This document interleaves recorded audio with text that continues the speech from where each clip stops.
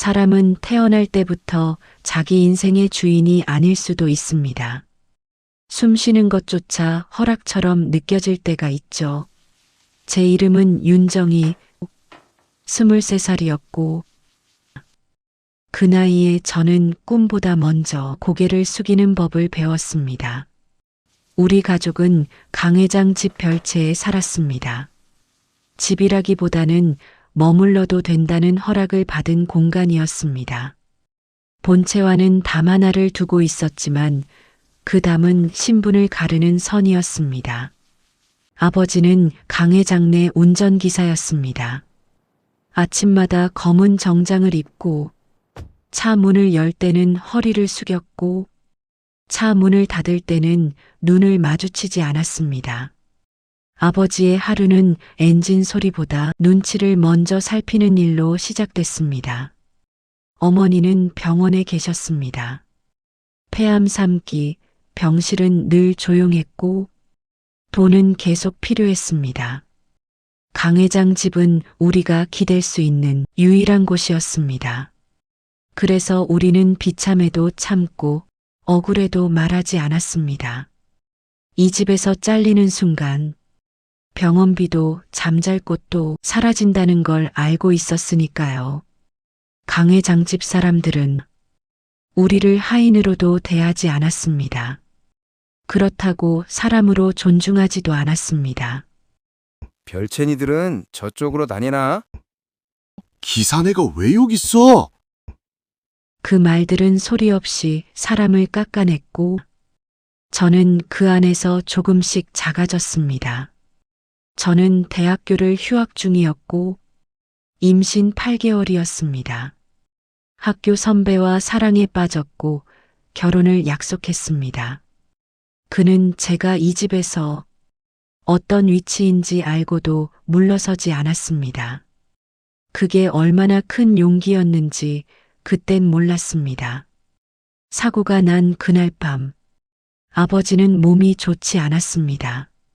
낮부터 기침이 심했고, 저녁을 먹고 일찍 방에 드셨습니다. 저는 아버지 방문 앞에 서서 잠시 망설이다 문을 열었습니다. 아버지는 이미 잠들어 계셨습니다. 괜히 깨우고 싶지 않아서 이불만 덮어드리고 조용히 문을 닫았습니다. 그날 저녁, 그 사람이 차를 몰고 집 앞으로 왔습니다. 밥 먹으러 나올래? 저는 잠깐이면 된다고 생각했습니다. 차에 타고 집을 벗어나던 중 문득 그 사람에게 주려고 사두었던 스웨터가 떠올랐습니다. 잠깐만, 나 집에 두고 온 게 있어. 우리는 다시 집 쪽으로 차를 돌렸습니다. 집 앞 큰 사거리, 신호가 바뀌는 순간이었습니다. 그때 불빛 하나가 미친 속도로 튀어나왔습니다. 브레이크 소리, 핸들이 꺾이는 감각, 몸이 공중에 뜨는 느낌. 그 사람은 본능적으로 제 쪽이 아니라 자기 쪽으로 차를 틀었습니다. 충돌음과 함께 모든 게 뒤집혔습니다. 정신을 차렸을 때 저는 차 밖에 있었고 하혈이 시작돼 있었습니다. 배가 단단하게 굳어가고 숨이 막혔습니다. 그 사람은 차에서 튕겨나가 도로 위에 쓰러져 있었습니다. 그는 움직이지 않았습니다. 저는 기어가듯 다가가 그를 끌어안았습니다. 이름을 불렀지만 대답은 없었습니다. 그때 사고를 낸 차 안에서 누군가가 한참 동안 내리지 않고 있었습니다. 강진욱이었습니다. 강 회장의 외아들, 명문대 휴학생이었고 술과 여자 외제차가 그의 일상이었습니다. 그는 사람을 대할 때 두 가지 얼굴을 썼습니다. 어른들 앞에선 예의 바른 아들인 척을 했고 힘없는 사람들 앞에선 왕처럼 행동했습니다. 그날 밤 그는 친구들과 술을 마시고 2차를 가기 전 집에 있는 고급 양주를 챙기려고 잠깐 들른 참이었습니다. 그는 운전기사인 정희 아버지를 불렀고 대답이 없자 짜증 섞인 얼굴로 차 키를 집어들었습니다. 쓸모없는 새끼. 그 판단 하나로 그는 운전대를 잡았습니다. 그는 한동안 차 안에 앉아 사고 난 장면을 보고 있었습니다. 도망칠지 정리할지 계산하고 있었습니다. 제가 피를 흘리며 도로에 주저앉아 있는 걸 보고서야 그는 차에서 내렸습니다. 그는 제 손에서 그 사람을 떼어냈습니다. 야, 놔! 놓으라고! 제 어깨를 잡고 거칠게 흔들었습니다. 잘 들어. 내 차 운전은 네가 한 거야. 제가 고개를 들자 그는 숨도 안 쉬고 말을 이었습니다. 네 남자친구는 너 보러 오는 중이었고 넌 나를 태우고 이동하다가 사고를 낸 거야. 저는 저 말을 바로 이해하지 못했습니다. 왜 내가 운전자가 되는 건지, 왜 내가 이 상황의 중심에 서 있는 건지, 고개를 들고 그를 봤지만 그는 설명하지 않았습니다. 아니라고, 이건 사실이 아니라고 말하려고 입을 열었는데 목소리가 나오지 않았습니다. 제 머리가 그 말을 거부했지만 몸은 말을 듣지 않았습니다. 이렇게만 하면 네 애랑 네 엄마 병원비 내가 평생 책임질 수 있어. 그는 제 얼굴을 들게 하고 눈을 맞췄습니다. 내가 교도소에서 몇 년 살고 나오는 게 무슨 의미가 있겠어? 숨을 고르지도 않고 그는 말을 이어갔습니다. 네가 몇 년 살다 나오면 모든 게 해결될 거야. 그 말은 제안이 아니라 결론이었습니다. 제 시야에 아버지 얼굴이 겹쳐졌고 병실 침대 위에 어머니가 겹쳐졌습니다.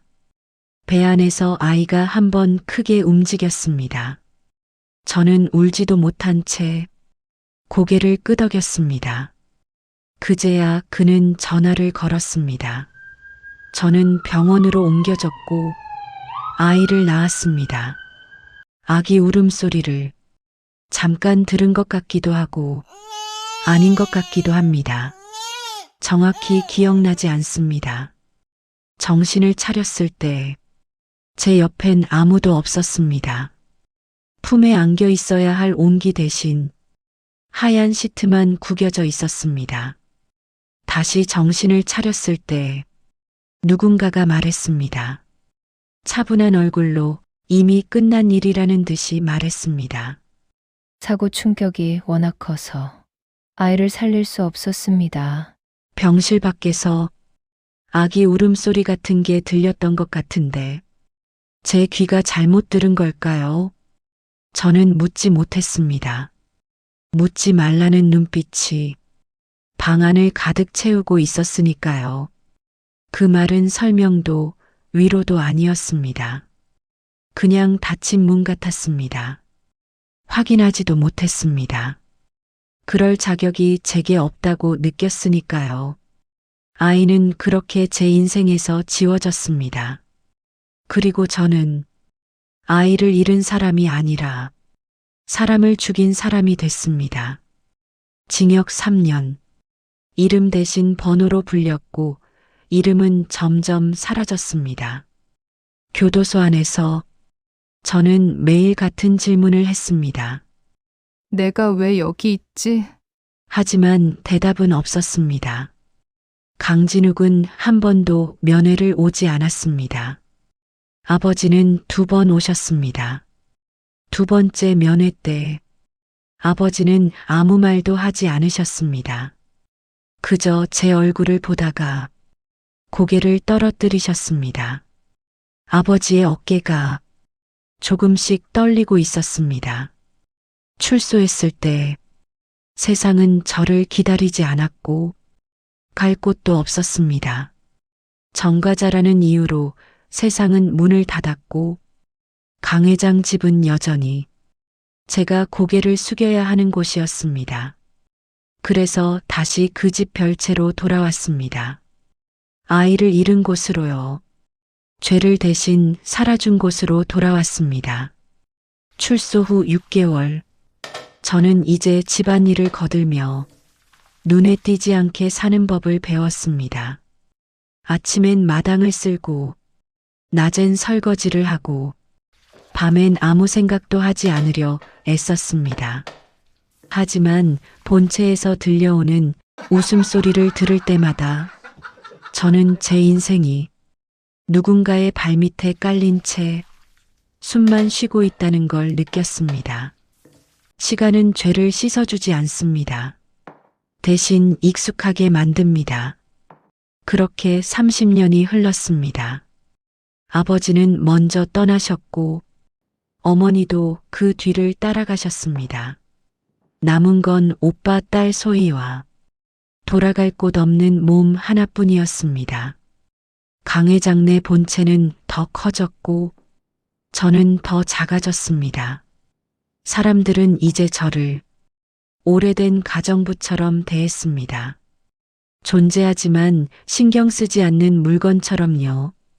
강진욱은 이름 앞에 강 회장이라는 호칭이 붙었고 사람들은 그의 말에 고개를 숙였습니다. 55살이 된 그는 여전히 이 집의 주인이었고 저는 여전히 별채에 사는 사람이었습니다. 그날도 저는 호출을 받았습니다. 비서가 아니라 강 회장이 직접 불렀습니다. 들어와. 집무실은 조용했고 벽에는 가족 사진이 걸려 있었습니다. 그는 한동안 서류를 넘기다가 아무렇지 않게 말했습니다. 나한테 아들이 있어. 그 말에 저는 고개를 들었습니다. 지금 집에 있는 애 말고. 그제야 사진이 거짓처럼 느껴졌습니다. 그는 천천히 말을 이었습니다. 내가 지금까지 키운 자식들이 전부 내 피가 아니더라. 그 말에는 분노도 슬픔도 없었습니다. 단지 사실을 정리하는 어조였습니다. 그것들이 날 회장 자리에서 밀어내려고 하네. 그제야 이야기의 방향이 보였습니다. 그래서 내 핏줄이 필요해. 그는 잠시 말을 멈췄다가 정확히 말했습니다. 그 애가 15살까지는 내 옆에 있었는데 어느 날 갑자기 흔적도 없이 사라졌어.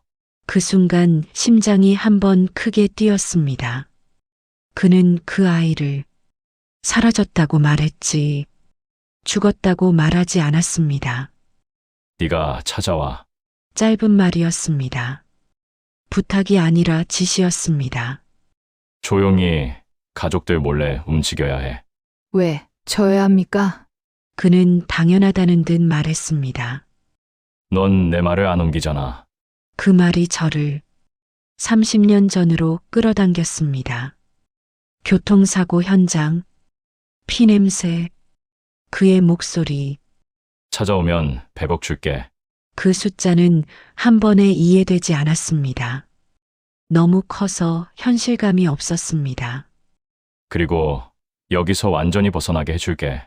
그 말에 손끝이 떨렸습니다. 자유, 심장이 처음으로 크게 뛰었습니다. 저는 바로 대답하지 않았습니다. 그날 밤 조카 소희에게 이야기를 꺼냈습니다.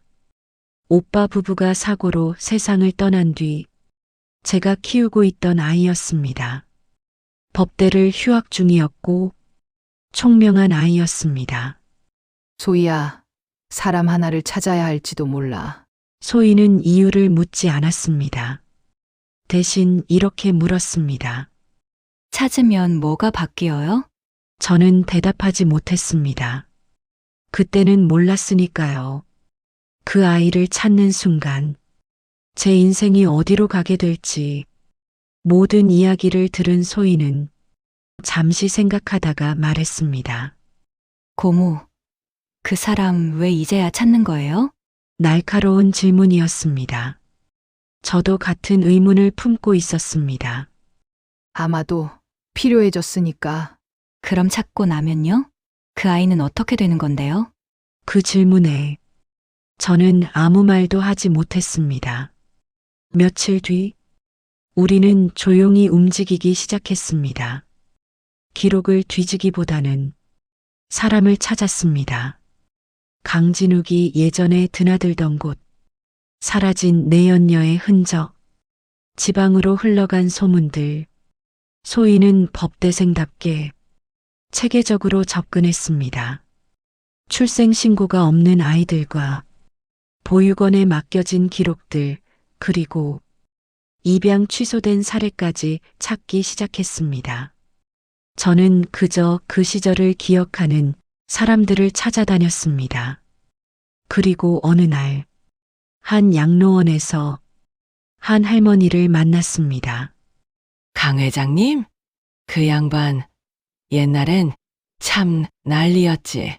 할머니는 15년 전 강진욱의 내연녀 집에서 일했던 분이었습니다. 애 엄마가 어느 날 갑자기 사라졌어. 아이만 남겨두고요. 그럼 그 아이는 어떻게 됐나요? 글쎄, 어디론가 보냈다던데. 정확히는 나도 잘 몰라.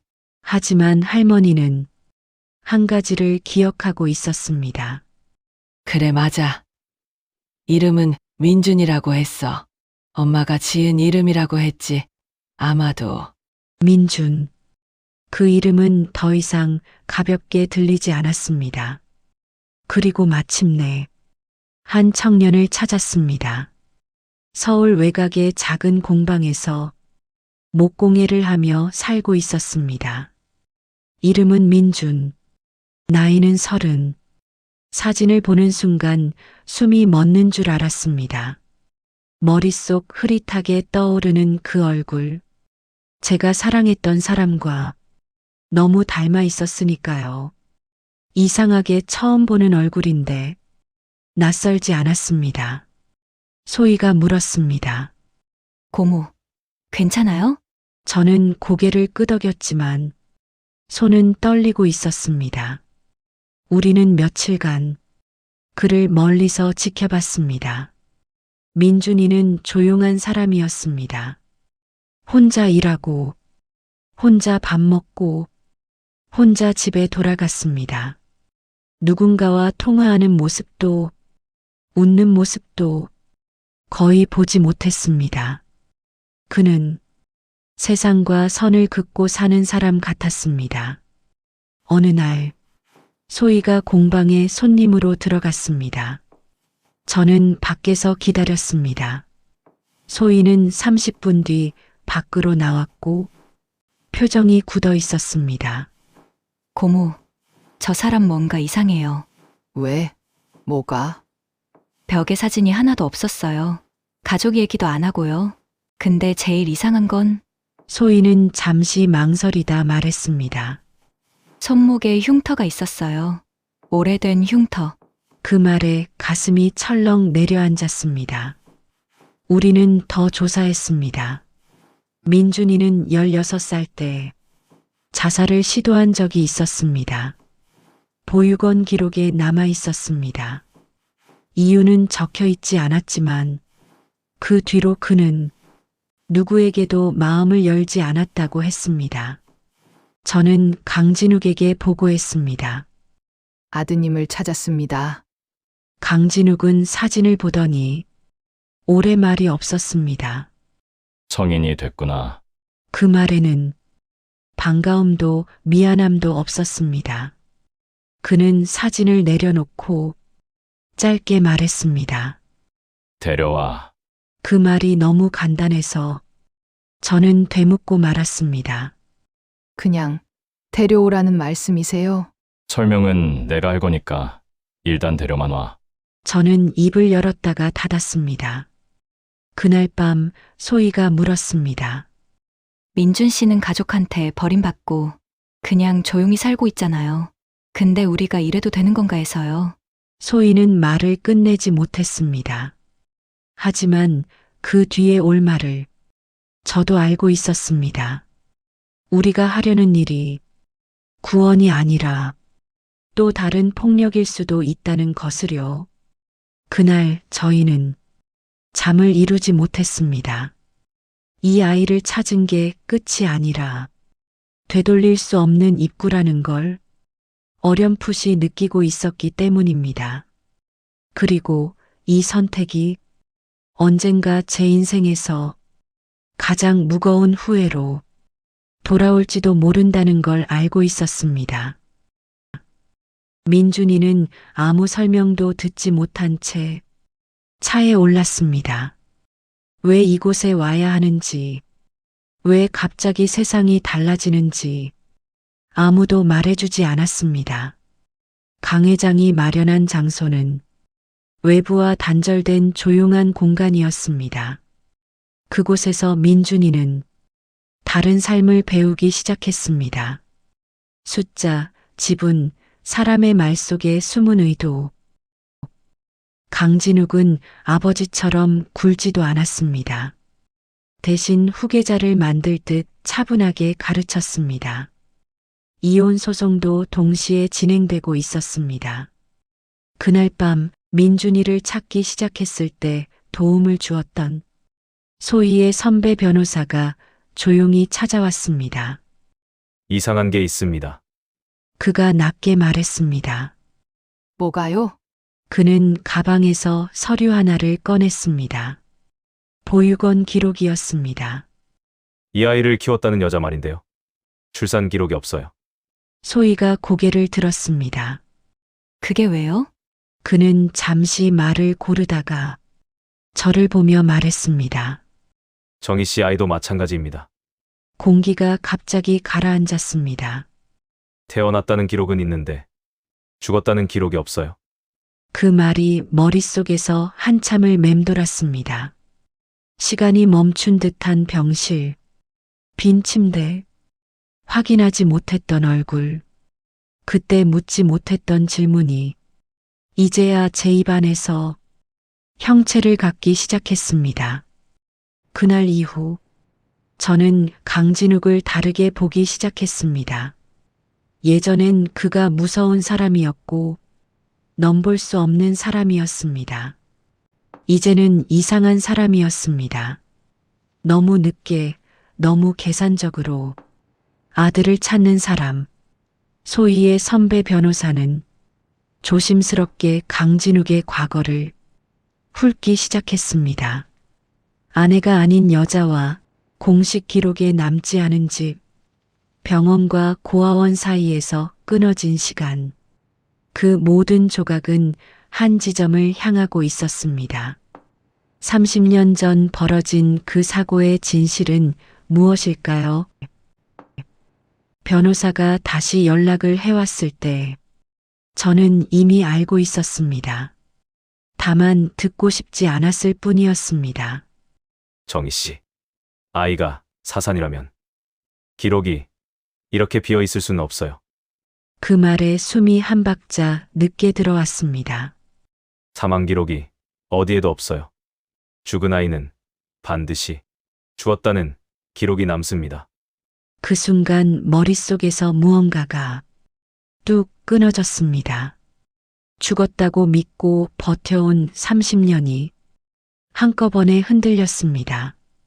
아이를 잃은 여자로 살아온 인생이 사실은 거짓 위에 올라가 있었다는 생각에 속이 뒤집혔습니다. 강민준, 보육원에 남겨진 기록, 정희의 출산 날짜와 정확히 일치했습니다. 그제야 모든 게 말이 됐습니다. 강진욱이 왜 그토록 저를 놓지 않았는지, 왜 출소한 저를 자유롭게 두지 않았는지, 왜 지금 민준이를 찾으려고 했는지를요. 그는 아이를 버린 것이 아니었습니다. 저를 평생 붙잡아 두기 위해 민준이는 숨겨둔 카드였고 평생 놓지 않을 볼모였습니다. 강진욱은 아이를 처음 안았을 때 아이의 얼굴을 보며 머리를 굴렸습니다. 이 아이가 사라지면 정희는 스스로 무너질 수밖에 없다.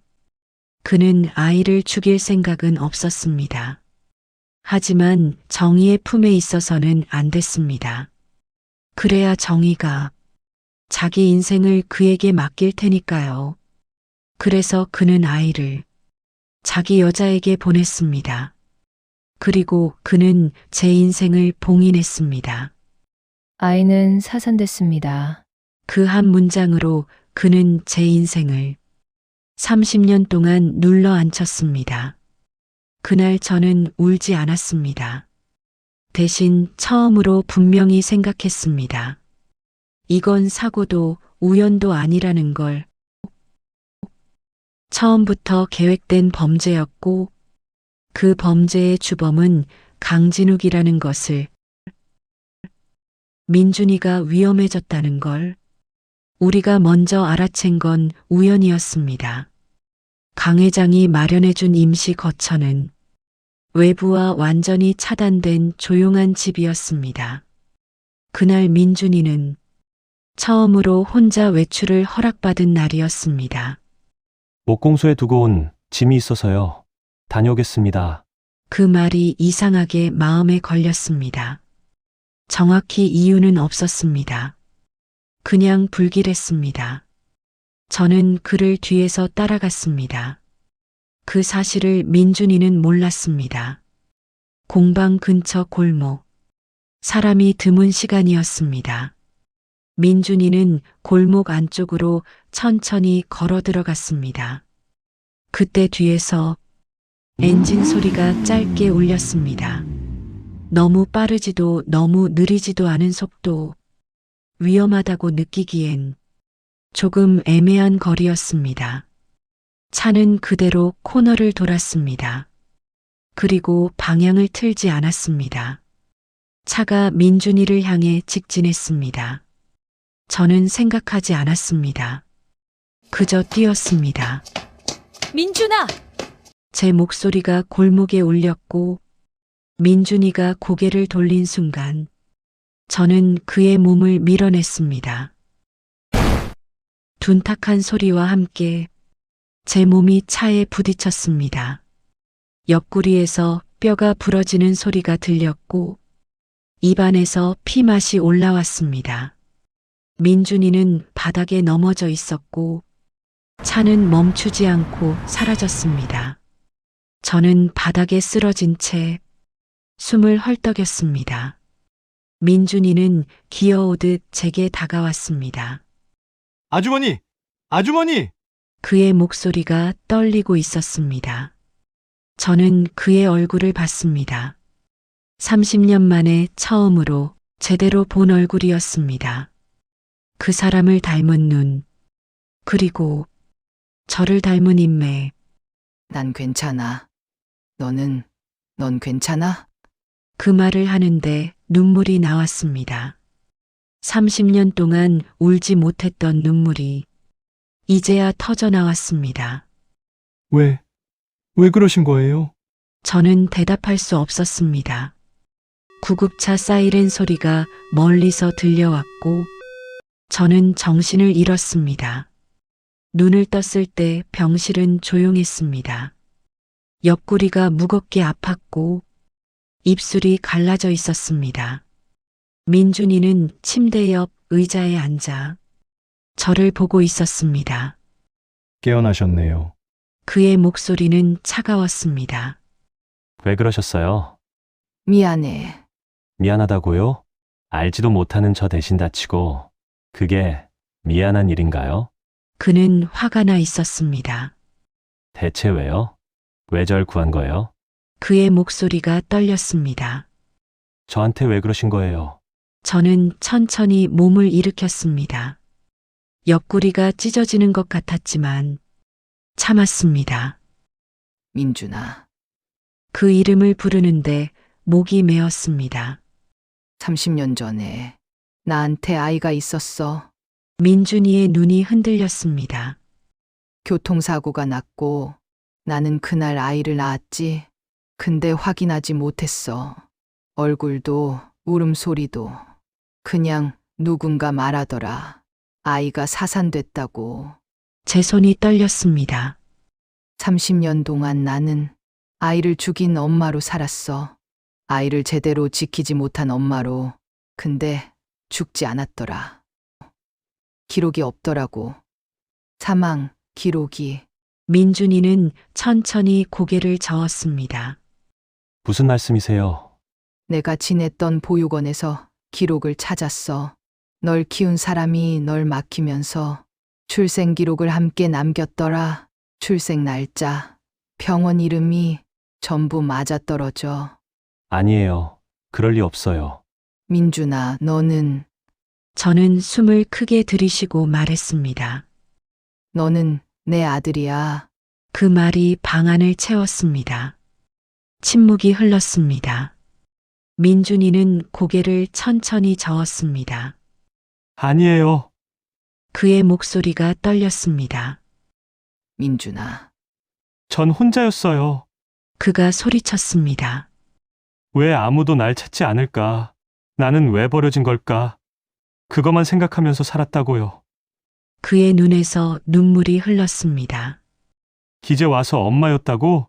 나를 찾고 있었다고요? 그럼 제 인생은 뭐예요? 저는 아무 말도 할 수 없었습니다. 그 아이의 30년을 어떤 말로 설명할 수 있겠습니까? 민준이는 얼굴을 손으로 가렸습니다. 차라리 아무것도 모르는 게 나았어요. 그 말이 제 가슴을 찔렀습니다.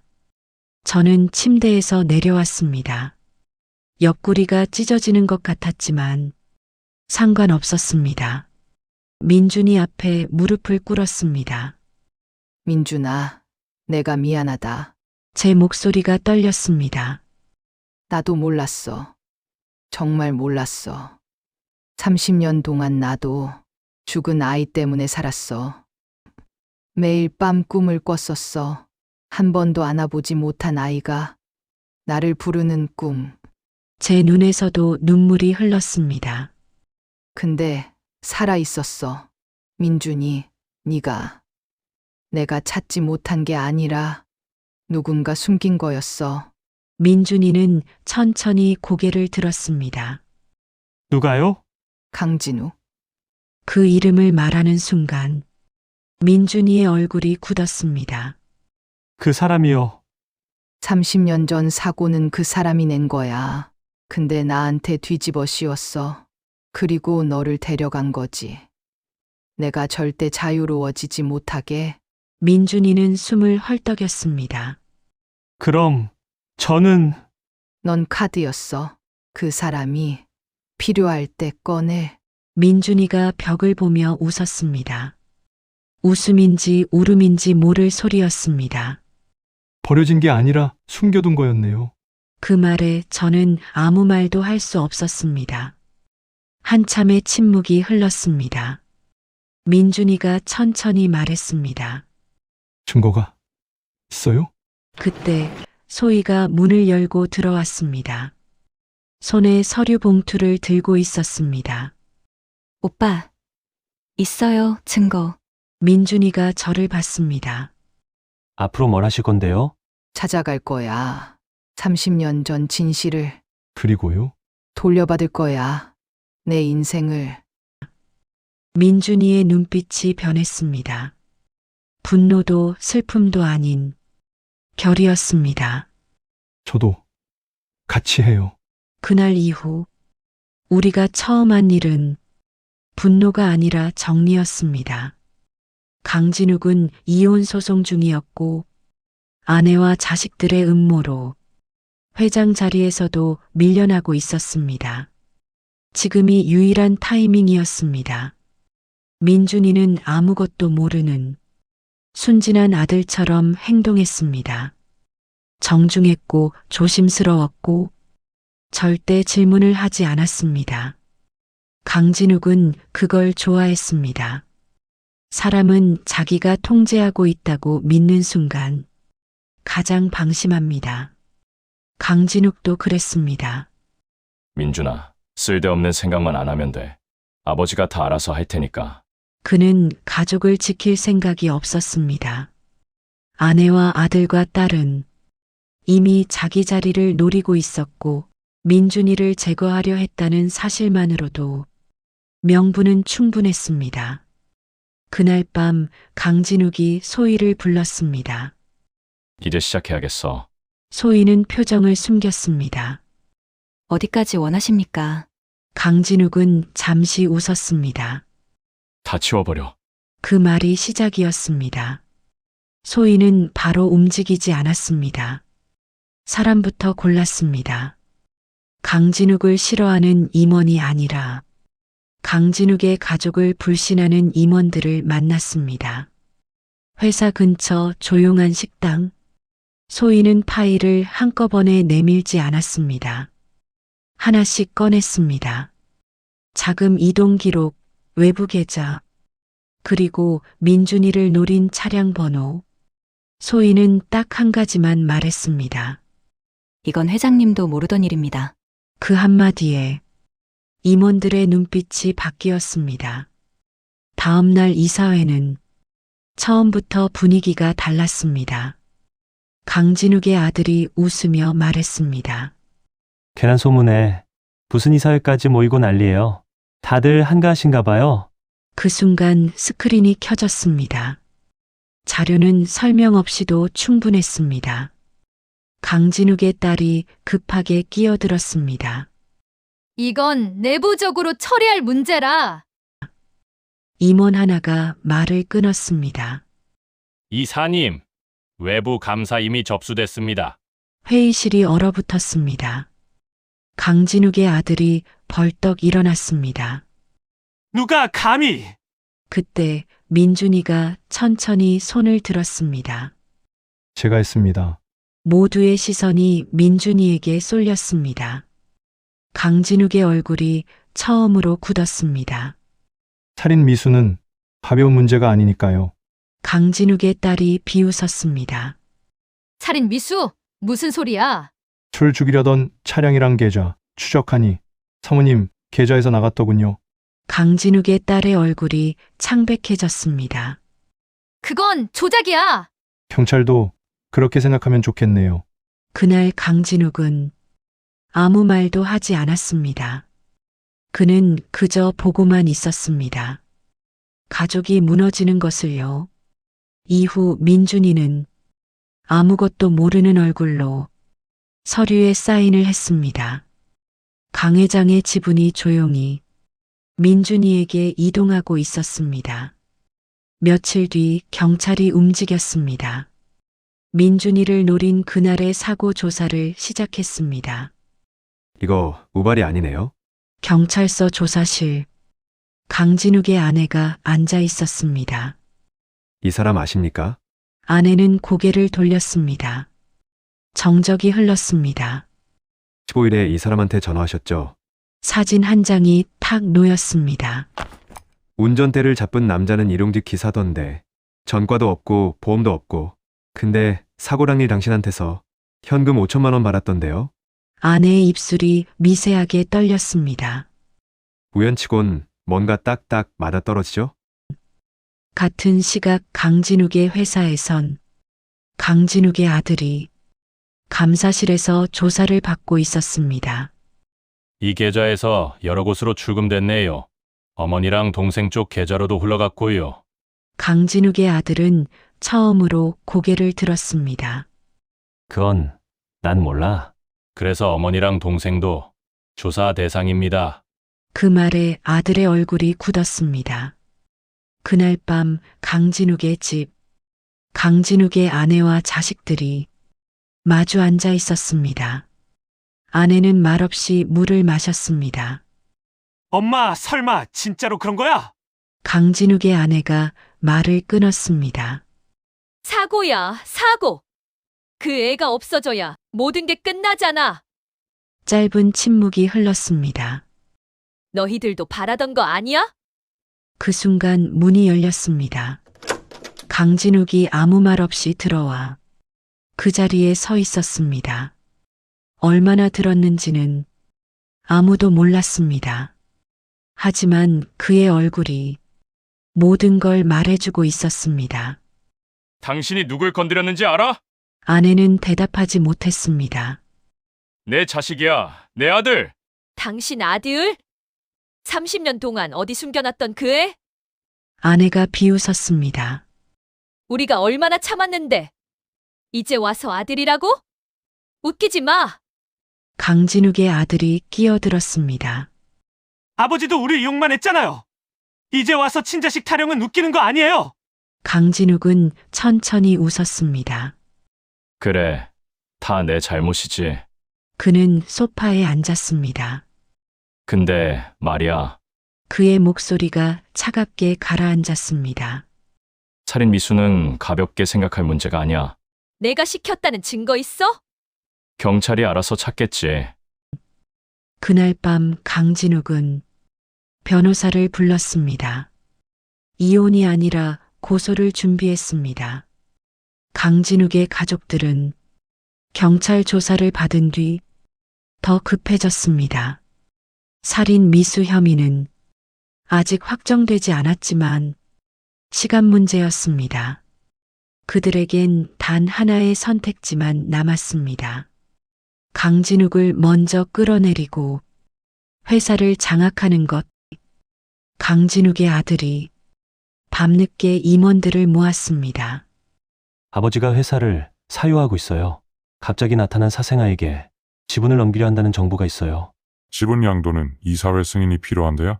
아버지는 47% 대주주입니다. 혼자 결정할 수 있어요. 임원들의 얼굴이 굳었습니다. 내일 이사회에서 아버지를 해임해야 합니다. 같은 시각 강진욱의 딸은 주요 주주들에게 전화를 돌렸습니다. 아버지가 정신이 온전하지 않아요. 갑자기 나타난 사람을 후계자로 삼으려 하고 있어요. 그들은 완벽하게 준비했습니다. 아니, 준비했다고 믿었습니다. 이사회 당일 오전 9시 회의실에는 이사들과 주요 임원들, 그리고 강진욱의 아들과 딸이 앉아 있었습니다. 민준이는 구석 자리에 조용히 앉았습니다. 강진욱이 정시에 입장했습니다. 평소와 달리 표정이 무거웠습니다. 그럼 회의 시작하겠습니다. 강진욱의 아들이 서류를 꺼냈습니다. 오늘 긴급 안건은 회장님 퇴진건입니다.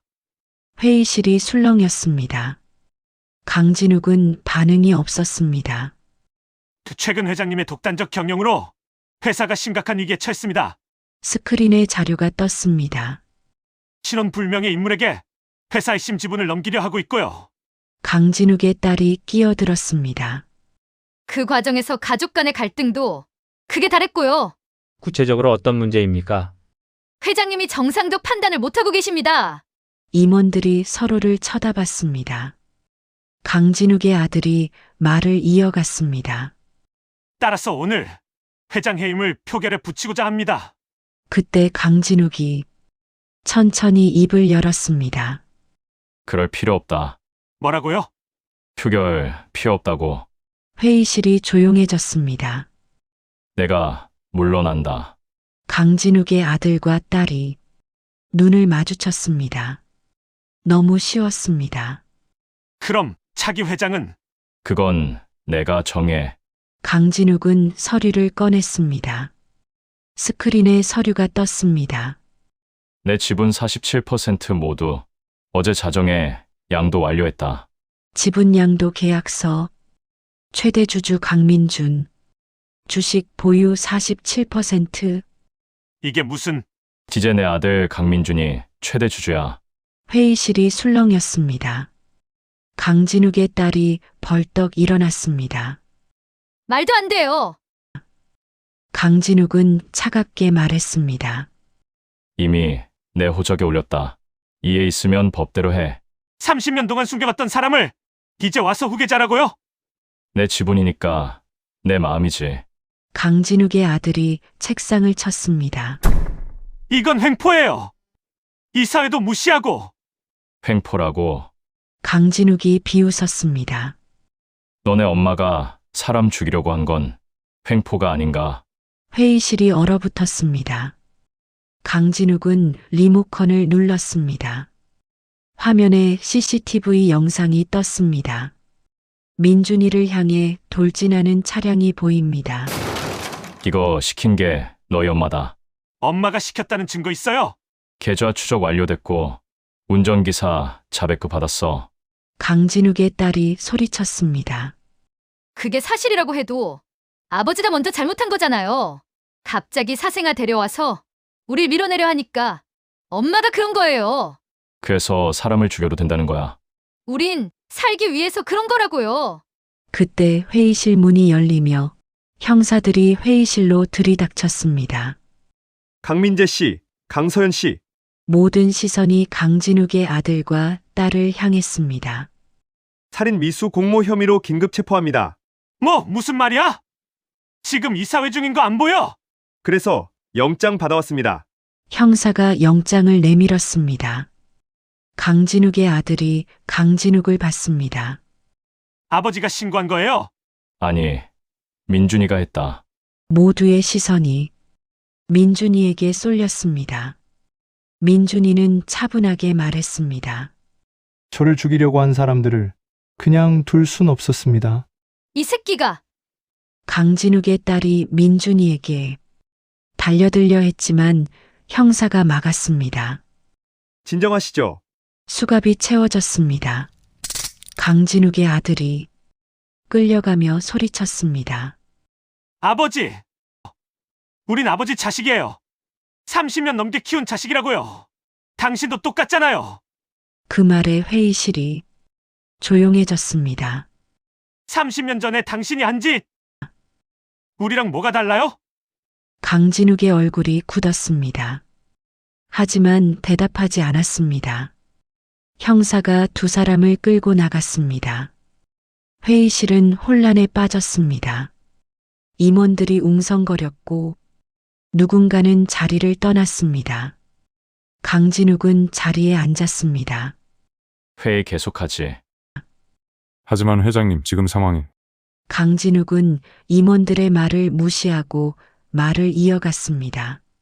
차기 회장은 강진욱은 민준이를 봤습니다. 난 강민준을 차기 회장으로 추천하네. 회장님, 너무 갑작스럽습니다. 강진욱은 차갑게 말했습니다. 이 실장! 네, 회장님, 계속 진행하겠습니다. 그럼 투표 진행하겠습니다. 거수하겠습니다. 찬성하시는 분? 잠시 침묵이 흘렀습니다. 아무도 손을 들지 않았습니다. 다시 말할까? 난 강민준을 차기 회장으로 추천한다고! 임원 한 명이 떨리는 손을 들었습니다. 그 뒤를 이어 하나둘 손이 올라갔습니다. 결국 과반이 넘었습니다. 이 실장 가결됐으니 처리해. 민준이는 천천히 일어났습니다. 회의실의 모든 시선이 그에게 쏠렸습니다. 감사합니다. 민준이의 목소리는 차분했습니다. 한 가지 명확히 하고 싶습니다. 민준이는 강진욱을 봤습니다. 저는 강진욱 회장의 아들이 맞습니다. 법적으로는, 하지만 마음으로는 아닙니다. 30년 동안 저를 버리고 숨긴 사람을 쉽게 용서할 수는 없습니다. 회의실이 조용해졌습니다. 강진욱은 놀랐습니다. 민준이의 속마음을 처음 봤으니까요. 하지만 이 자리는 받겠습니다. 제대로 된 기업을 만들기 위해서 열심히 하겠습니다. 민준이는 고개를 숙였습니다. 잘 부탁드립니다. 같은 시각, 강진욱의 집, 초인종이 울렸습니다. 강진욱의 아내는 인터폰을 보고 문을 열지 않았습니다. 하지만 문은 열렸습니다. 경찰이었습니다. 강유미 씨 맞으십니까? 당신을 살인 미수 교사 혐의로 긴급 체포합니다. 아내의 얼굴이 창백해졌습니다. 무슨 소리예요? 증거 있어요? 운전기사 계좌 추적 결과 당신 계좌에서 5천만 원이 사고 차량 운전기사에게 송금된 것을 확인했습니다. 형사가 서류를 내밀었습니다. 그리고 통화 녹취록도 있고요. 아니, 그건 변명은 조사실에서 하시죠. 수갑이 채워졌습니다. 아내는 비명을 질렀습니다. 난 아무 잘못도 없어.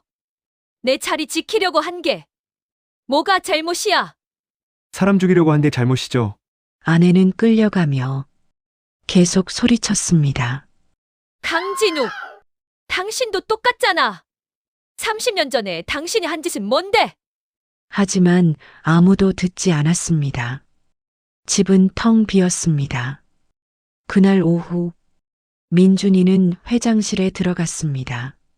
넓은 공간, 큰 책상, 서울 전경이 보이는 창문, 모든 게 낯설었습니다.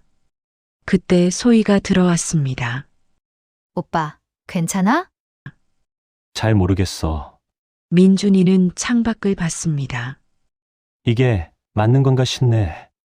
뭐가? 내가 여기 있는 게 그냥 모든 게 제자리를 찾았다고 생각해. 민준이는 말을 잇지 못했습니다. 30년 동안 혼자였는데 갑자기 내가 회장이라니. 오빠 혼자 아니야. 소희가 민준의 어깨에 손을 올렸습니다. 고모도 있고 나도 있잖아. 고맙다, 소희야. 그때 노크 소리가 들렸습니다. 민준아, 민준이가 저를 봤습니다. 어떻게 여길? 축하하러 왔어. 저는 민준이 앞에 섰습니다. 잘했어. 민준이의 눈이 흔들렸습니다.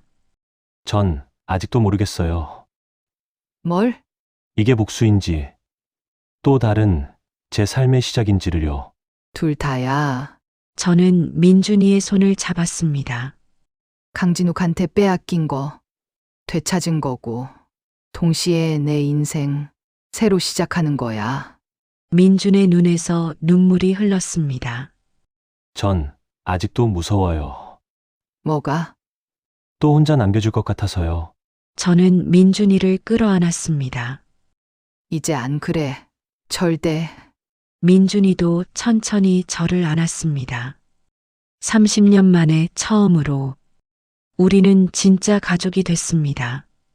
그날 밤 강진욱은 혼자 서재에 앉아 있었습니다. 위스키 잔을 들고 창밖을 바라봤습니다. 입가에 미소가 번졌습니다. 다 끝났어. 혼잣말이었습니다. 아내와 자식들은 체포됐지만 상관없었습니다. 어차피 그들은 피도 섞이지 않은 가짜 가족이었으니까요. 강진욱은 지분양도 계약서를 펼쳤습니다. 47%를 민준이에게 넘긴 건 실수가 아니었습니다. 철저하게 계산된 행동이었습니다. 1년, 아니, 6개월이면 되겠지. 민준이는 아직 어립니다. 경영 경험도 없고 사람을 다루는 법도 모릅니다. 임원들이 흔들 것이고 주주들이 압박할 것입니다. 그때 강진욱 자신이 나서면 민준이는 손을 내밀 수밖에 없습니다. 그때 다시 회사는 내 손에 들어오는 거야. 강진욱은 웃었습니다. 계획은 완벽했습니다. 민준을 회장으로 만들어 합법적으로 회사를 지키고 가짜 가족들은 제거하고 시간이 지나면 다시 자신이 회장으로 자리할 생각이었습니다. 완벽한 계획이었습니다. 강진욱은 위스키를 단숨에 비웠습니다. 그리고 핸드폰을 꺼냈습니다. 민준이에게 문자를 보냈습니다. 고생했다. 천천히 배워가면 된다. 필요하면 언제든 연락해라. 답장은 오지 않았습니다. 하지만 강진욱은 개의치 않았습니다. 모든 게 내 손 안에 있어. 그때 초인종이 울렸습니다. 강진욱은 눈살을 찌푸렸습니다. 이 시간에 누가 왔을까? 현관으로 걸어가 문을 열었습니다. 경찰이었습니다. 형사 2명이 서 있었습니다.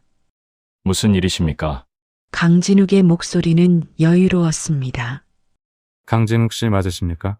그렇습니다만 회사 자금 횡령 및 배임, 증거인멸, 그리고 살인미수 방조 혐의로 긴급 체포합니다. 강진욱의 얼굴에서 미소가 사라졌습니다. 여기 영장 나왔습니다. 형사가 영장을 내밀었습니다. 강진욱은 한 걸음 뒤로 물러섰습니다. 횡령, 무슨 말을 하는 거야? 지난 10년간 회사 자금 420억 원을 페이퍼 컴퍼니 경유해서 해외로 빼돌리셨죠? 증거 있어. 부부가 증거를 참 좋아하시네요. 국세청 합동수사로 전부 추적됐습니다. 케이맨 제도, 홍콩, 싱가포르. 당신 명의 계좌들도 모두 확인했습니다. 강진욱의 얼굴이 굳었습니다. 그리고 증거인멸의 건 30년 전 사건 관련 병원 기록 조작. 이건 최근 3개월 이내의 일이네요. 아니, 그건 병원 관계자 증언 확보했고 당신이 직접 압력 넣었다고 증언했습니다. 강진욱은 뒤로 물러섰습니다. 마지막으로 살인 미수 방조도 있네요. 난 아무것도 안 했어. 오히려 화를 냈다고. 네, 알고 있습니다. 아무런 조치도 없이 화만 내셨더라고요. 강민준 씨 사고 당일 밤 부인한테 전화하셨죠? 강진욱은 대답하지 못했습니다. 통화 내용 확인했습니다. 부인을 추궁하셨죠? 당신이 시킨 거냐고. 그러니까 난 몰랐다는 겁니다. 그날 밤엔 몰랐을 수 있죠. 하지만 다음날 아셨잖아요. 형사는 서류를 펼쳤습니다. 사고 다음날 부인분이 자백했고 통화 기록도 모두 확보했습니다. 47분간 통화하셨던데요. 그건 모든 사실을 알고 나서 내가 화를 낸 거라고. 화만 내고 끝내셨죠? 신고하실 생각은 안 하셨습니까? 강진욱은 말문이 막혔습니다. 알면서도 신고도 안 하셨고요. 오히려 은폐하셨죠. 이건 방조가 아니라 공범입니다. 강진욱은 고개를 떨어뜨렸습니다. 누가 고소했는지는 안 궁금하십니까? 강진욱은 형사의 얼굴을 봤습니다. 강민준 씨와 윤정희 씨가 하셨어요. 강진욱의 눈이 흔들렸습니다. 이것들이 감히. 감히가 아니라 당연한 겁니다. 가시죠. 수갑이 채워졌습니다. 차갑고 무겁게 같은 시각. 민준의 회장실. 저와 소의 민준이가 창가에 서 있었습니다. 소희의 선배 변호사도 함께였습니다. 핸드폰이 울렸습니다. 변호사가 받았습니다. 네, 알겠습니다. 변호사가 전화를 끊고 우리를 봤습니다. 방금 강진욱 씨 체포 완료됐다고 하네요. 그 말을 듣는 순간 저는 그 자리에 주저앉았습니다. 다리 힘이 풀렸습니다. 정말 진짜로요? 네, 영장 집행 완료됐고 지금 경찰서로 이송 중이라고 합니다. 민준이가 저를 부축했습니다. 엄마, 괜찮아요? 저는 민준이를 봤습니다. 그리고 울음이 터졌습니다. 끝났어. 진짜 끝났어. 30년 동안 참았던 것들이 한꺼번에 무너졌습니다. 분노도 슬픔도 고통도 모든 게 눈물로 쏟아져 나왔습니다. 민준이도 울고 있었습니다. 엄마, 이제 진짜 끝났어요. 저는 민준이를 끌어안았습니다. 민준이도 저를 꽉 안았습니다. 30년 만에 처음으로 우리는 진짜 자유로웠습니다. 소희도 울면서 우리를 안았습니다. 고모, 오빠, 이제 다 끝났어요. 변호사는 조용히 방을 나가며 문을 닫았습니다. 우리는 한참을 그렇게 서로를 안고 울었습니다. 슬픔이 아니라 해방의 눈물을, 분노가 아니라 자유의 눈물을. 엄마, 우리 이제 정말 괜찮은 거죠? 그럼 이제 정말 괜찮아. 그 사람 다신 우리한테 못 오는 거죠? 그래, 다시는. 민준이는 제 어깨에 얼굴을 묻었습니다. 고마워요, 엄마. 그 한마디에 저는 더 세게 민준이를 안았습니다. 30년 동안 듣고 싶었던 그 말, 이제야 들었습니다. 강진욱이 있는 조사실. 회사 자금 횡령부터 시작하죠. 420억 원 어떻게 빼돌렸습니까? 강진욱은 대답하지 않았습니다. 2015년부터 지금까지 10년간 회사 자금을 빼돌렸던데 형사는 서류를 펼쳤습니다. 방법은 페이퍼 컴퍼니, 홍콩에 3개, 싱가포르에 2개, 케이맨 제도에 4개. 그건 회사 사업을 위해서. 회사 사업이 아니던데요. 이 계좌들로 들어온 돈은 단 한 푼도 회사로 돌아오지 않았잖아요. 형사는 통장 사본을 쌓아 올렸습니다. 전부 개인 용도로 썼던데요. 부동산도 구입하시고 명품도 구입하시고 해외 여행비로도 쓰셨더라고요. 국세청에서 조사한 탈세액만 250억 원입니다. 강진욱의 입술이 떨렸습니다. 다음은 증거인멸 한번 볼까요? 형사는 녹음기를 켰습니다.